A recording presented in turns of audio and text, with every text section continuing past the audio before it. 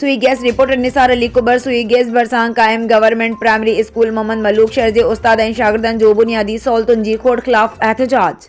उस्ताद मीर हसन शहर एहतजाज कंदे चयो त अॻु महाबोर में स्कूल जी बिल्डिंग ऐं फर्नीचर ख़तम थी वियो, जंहिंखे 16 महीना गुज़री विया आहिनि। नंढड़ा मासूम ॿार पट ते वेही टुटल टेंट में तालीम पिराइण ते मजबूर आहिनि। हिननि वधीक चयो त केतिराई भेरा लाॻापियल इंतिज़ामिया खे लिखत में अहिड़ियूं शिकायतूं कयूं आहिनि त बिल्डिंग ऐं घुर्बल सहूलतूं ॾिनियूं वञनि, उन बावजूदि को बि ॿुधण वारो न आहे। हिननि निगरान तालीम जे वज़ीर समेत आला अख़्तियारनि खां घुर कंदे चयो आहे त स्कूल में बुनियादी सहूलतूं ॾेई ॻोठाणनि, शागिर्दनि ऐं उस्तादनि में फैलियल बेचैनी ख़तम कई वञे। छा मसइलो आहे, छो पिया एहतजाज कयो?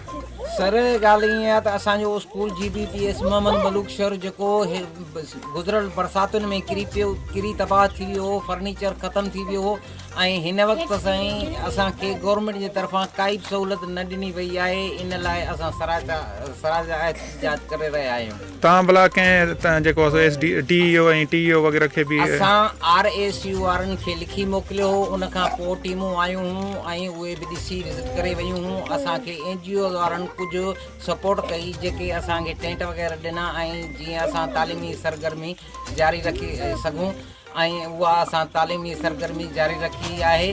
ऐं हिन वक़्तु असां वटि गर्मी या सर्दी में असांजे ॿारनि जी तालीम तबाह थी रही आहे ऐं असांखे गवर्नमेंट असां आला अख़्तियारनि खां घुर था कयूं त असांजे स्कूल जी बिल्डिंग मंज़ूर कई वञे।